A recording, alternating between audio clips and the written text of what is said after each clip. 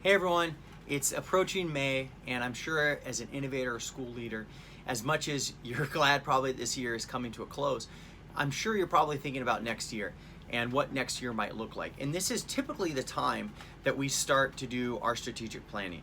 And our strategic planning involves a lot of determining what initiatives that we're going to tackle.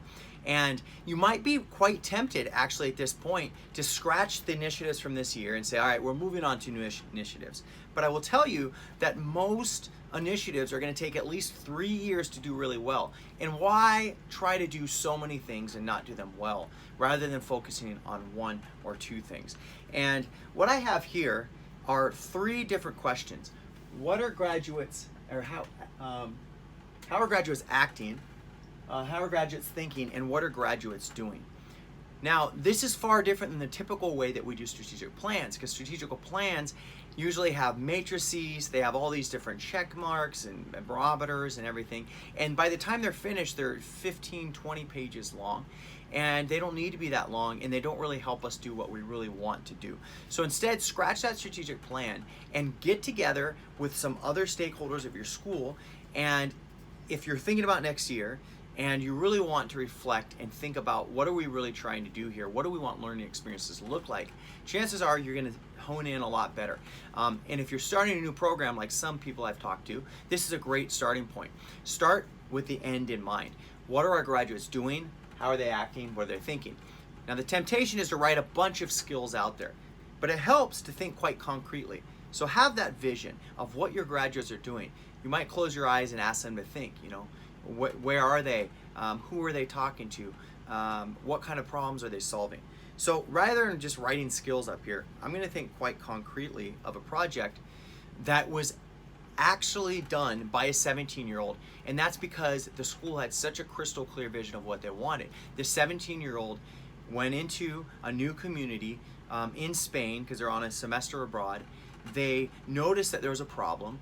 There was a problem with the Chinese immigrant community not connecting with the local community.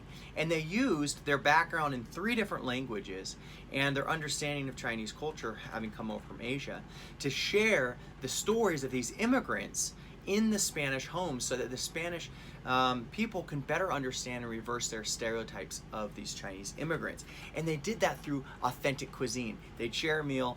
So this kid's cooking, this kid's sharing 2 different languages, and he's sharing stories of Chinese immigrants. So I'm gonna put very community connected, okay? They're very well connected to the community. They're not isolated. That's gonna say community connected, that's how they're acting, okay? How are they thinking? They're thinking cross-culturally, clearly. And they're also thinking quite empathetically, if I think of this particular story. All right, so I'm going to write that here. And how are they thinking? And what are they doing?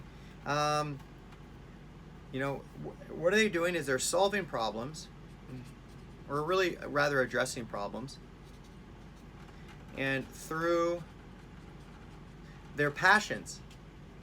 Okay, so they really are aware of where they can add value. This student, in terms of his language background, his experiences abroad, and knowing how to solve problems using that. So what I encourage you to do is get as many ideas as you can in each of these quadrants with your team. Look at where the shared points are and start to just really hone in on what those core things are. Then head over to, and I put a link down here under the video, and how to create a graduate profile. And you can create this great visual of what a graduate from your program looks like. And I'm telling you, I know this from experience, the more crystal clear you can be on your vision, better chances are that your school's going to start really looking at, or your classroom is going to start reflecting that. So that is a simple way to create a graduate profile rather than 15 pages of a strategic plan. I hope that helped you in moving your school or your new program forward, and let me know what you think about it. You can respond to the video or reach out to me via email. Hope you enjoyed it. Bye-bye.